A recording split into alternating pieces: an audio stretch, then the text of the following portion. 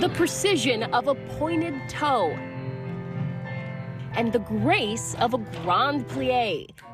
Dance moves that Taylor Edwards has been perfecting ever since she was a little girl in Chicago.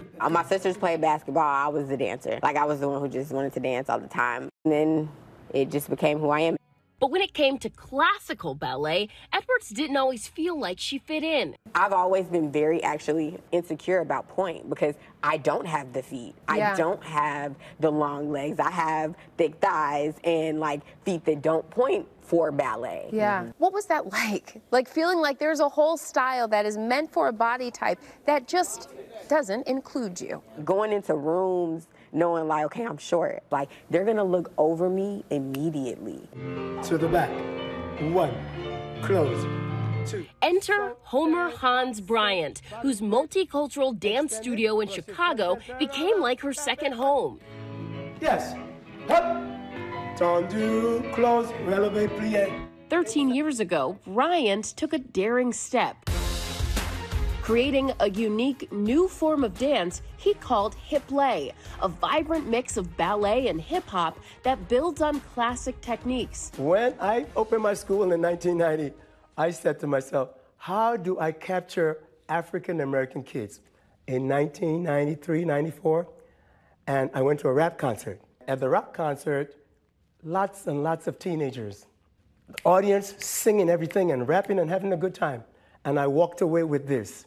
If I could put rap and ballet together to keep kids engaged, because they have the rap cadence, I would come off with a hit.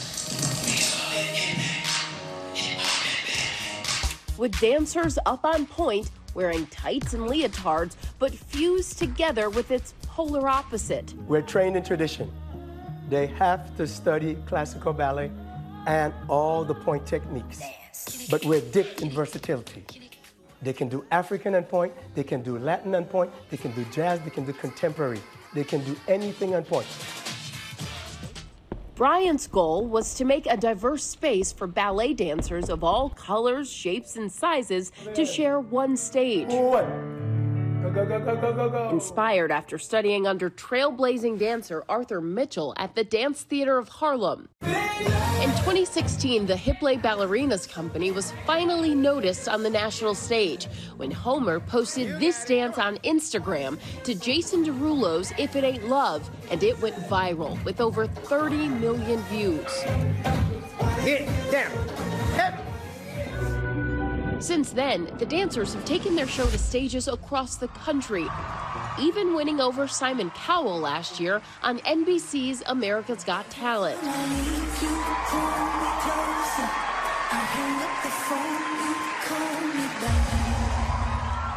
After seeing a friend perform with Bryant's company, Taylor Edwards joined the dance company and found her place. Taylor, how would you describe Hiplet? Hiplet is an art form that brings a lot of different dance styles and fuses it into one. It's so much diversity, like diverse energy in one space. I always tell people we kind of cut our bodies in half with Hiplet, where like our feet will be doing something classical, but our arms will be going crazy, or vice versa. Nia Parker also dances in Bryant's company.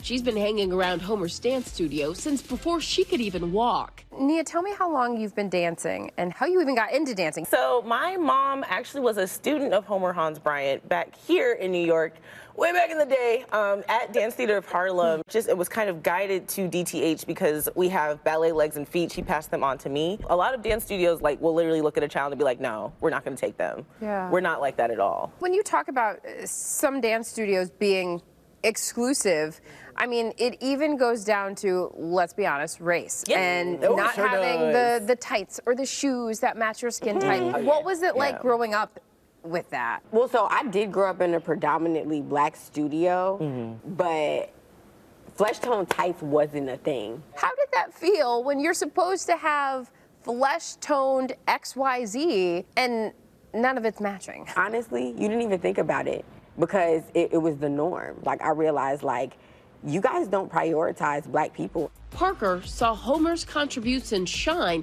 when her fellow dancers became an online sensation. She says that first video also ignited fierce backlash. What kind of negative feedback was there? Everyone was so ready to harp on something without understanding that there was actually a technique being practiced. At the time where we went viral too, there was still an abrasiveness to black girls doing classical ballet, period. Explain that. There are brown ballerinas and brown children out here that are putting in the work, putting in the sweat and tears as much as these other children, but you're tripped up because of their color. And that's why Homer is doing what he's doing. Classical ballet is Eurocentric.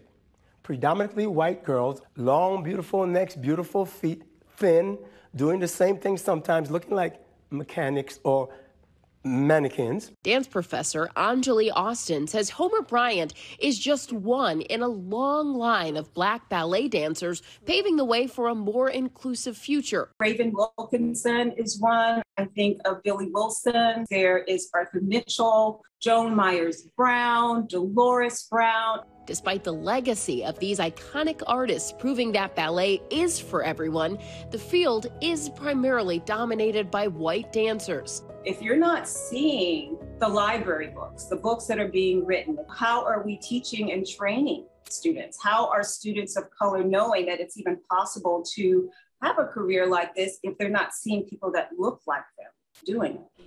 That traditional mold broken open here on the Hiplet stage, with the dancers back on the road this year for a national tour, recently showing off their moves at New York City's Queen's Theater to songs like Someday We'll All Be Free by Aretha Franklin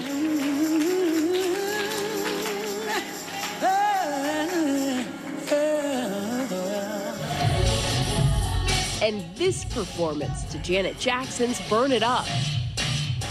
Their show encompassing all that Hiplet has to offer and reaching out to the next generation of dancers. How important do you think that inclusivity is for all of the young people coming up behind you? Because when people sit in the audience, they see themselves in you. Yes, they do.